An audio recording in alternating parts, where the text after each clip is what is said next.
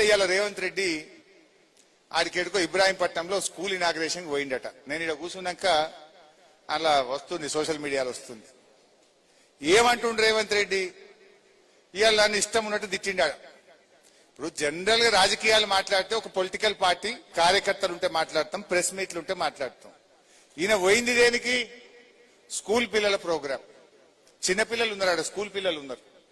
School పిల్లల దగ్గర పోతే ఏం చెప్పాలి మనం? అరే మంచిగా చదువుకోండి, డాక్టర్లు కానిరి, ఇంజనీర్లు కానిరి, ఫోన్లు వాడకుండ్రి, శ్రద్ధగా వినుండ్రి, స్కూల్ డుమ్మగొట్టకుండ్రి అని మంచి మాటలు చెప్పాలి కదా పిల్లలకు. ఆ పిల్లల ముంగట పోయి అడ్డగోలుగా మాట్లాడొచ్చిండి ఇవాళ. ఏమంటాడు? హరీష్ రావు తాటి సెట్ లెక్క పెరిగిండు అట, నేనేదో ఈత సెట్ లెక్క పెరిగిందట.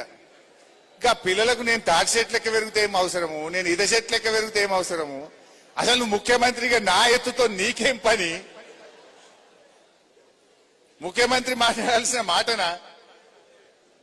నేను అడ్డగోలు మాట్లాడుతున్నా అంటాడు. అయ్యా రేవంత్ రెడ్డి, నేను నిన్ను కూడా తిట్టగలుగుతా, నీకంటే గట్టిగా తిట్టగలుగుతా, కానీ నాకు విజ్ఞత ఉన్నది, సంస్కారం ఉన్నది. నేను తిట్టాను. కానీ నువ్వు తిట్టినంత మాత్రాన్ని నేను ఇడిచిపెట్టాను. నువ్వు నన్ను తిట్టామని నేను ఇడిచిపెట్టాను, అసలే ఇడిచిపెట్టా. ఇప్పుడు రేవంత్ రెడ్డి నేను తాటి సెట్ లెక్క పెరిగినా ఎట్లా పెరిగినా అనేది అవసరం లేదు. ఇప్పుడు కావాల్సిందేంది? నువ్వు 45 రోజుల్లో వేస్తానన్న రైతు బంధు ఎప్పుడు ఇస్తావు? గది అడుగుతున్నా, దానికి సమాధానం చెప్పు నా రైతుల పక్షాన. రైతు బీమా ఆగిపోయింది, గా రైతు బీమా చేస్తావా చెయ్యవా? గాముచ్చట కావాలి. కానీ నేను తాటి సెట్ లెక్క పెరిగితే నీకు రైతులకేం అవసరం, నాకేం అవసరం, నీకేం అవసరం? అరే పంటలకు పోయిన యాసంగి బోనస్ ఎగ్గొట్టినావు, ఈ యాసంగి బోనస్ ఎగ్గొట్టినావు, గది ఇస్తావా ఇయ్యవా చెప్పు తప్ప నా ఎత్తుతో నీకేం పని? అరే పిల్లగాళ్లకు ఇవాళ ఫీజు రియంబర్స్మెంట్ ఇస్తలేవు. 30 లక్షల మంది ఎస్సీ ఎస్టీ బీసీ పిల్లల చదువులాగమైనవి, గది ఇస్తావా ఇయ్యవా? నేను నిన్ను అడుగుతూనే ఉంటా. నువ్వు నన్ను తిట్టినా, నా ఎత్తు గురించి అడిగినా, నా పొడుగు గురించి మాట్లాడినా, బిడ్డ ఫీజు రియంబర్స్మెంట్ ఎప్పుడు ఇస్తావో నేను నిలదీస్తూనే ఉంటా.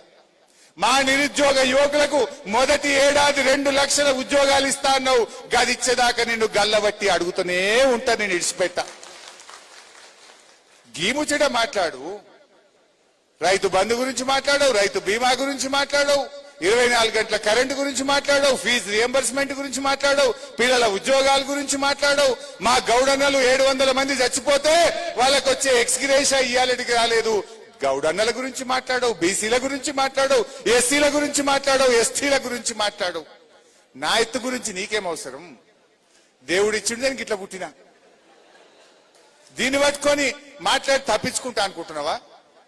నువ్వు నన్ను ఎంత తిట్టినా, నన్ను ఎంత గిల్లినా, నేను నీ స్కాములు బయట పెడుతూనే ఉంటా.